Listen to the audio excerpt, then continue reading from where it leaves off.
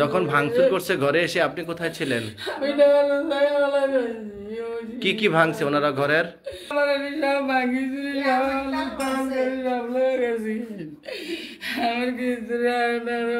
দরজা জানালা সবকিছু যে ভাঙছে, এই জানালা ওই দেখেন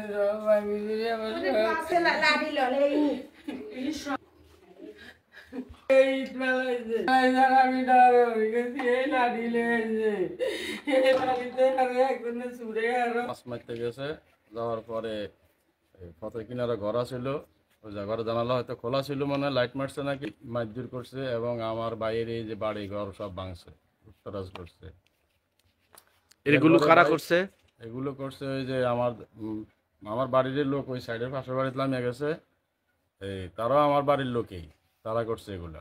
ওরা সংখ্যায় কয়জন ছিল? ওরা সংখ্যায় অন্তত 5 হইতে 6 জন বা 7 জন এরকম ছিল আর কি। যারা মারধর করছে তারা কি কারণে ওনারা এরকম করে?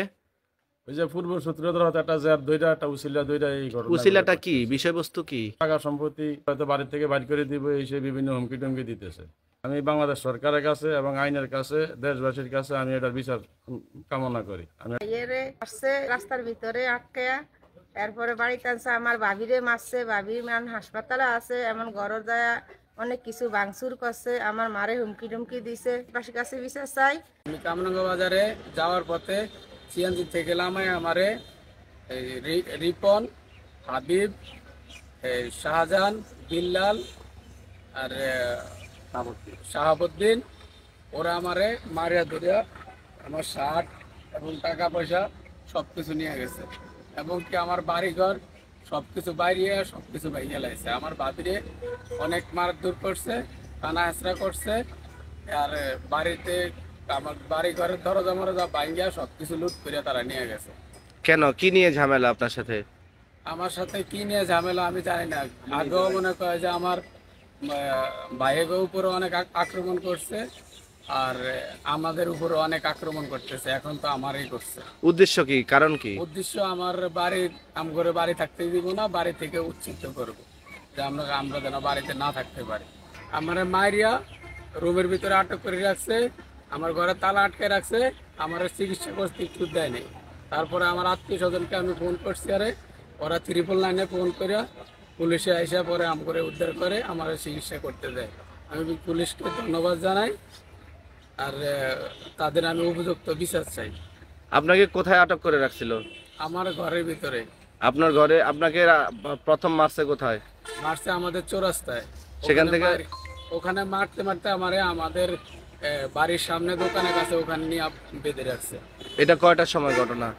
বিকাল 5:30 দিন, তার মানে সন্ধ্যায়।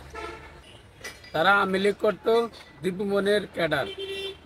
তারা আগেও এরকম অনেক হামলা দামলা করছে, অনেক কিছু করছে। আমি দেশবাসীর কাছে আমার বিচার চাই, যে আমি নিরীহ মানুষ, আমরা অনেক নিরীহ, আমগো কোনো ভাই বেড়াদার আমরা কেউ বাড়িতে থাকি না, সবাই আমরা প্রবাসী। আমরা কারোর সাথে ঝগড়া ঝাঁটি কোনো কিছু আমরা করি না, অথচ অনর্থক আম করে বাড়ি থেকে উচ্ছেদ করার জন্য এইগুলো আমাদের বাড়ির মানুষ সেগুলা করতেছে। কারণ প্রবাসী, আমি দীর্ঘদিন যাবৎ বাহারাইনে থাকি। আমি দেশে আসছি, অল্প কিছুদিন হয়েছে দেশে আসছি। আমি জানি না আমার কাছে আমার উপরে কেন এত হামলা হয়েছে, জানি না। আর আমার বাড়ি হলো 5 নং রামপুর ইউনিয়ন, রাজেশ্বর ব্যাপারী বাড়ি। আমার বাবার নাম হলো শহীদুল্লাহ ব্যাপারী, আমার নাম খোকন ব্যাপারী।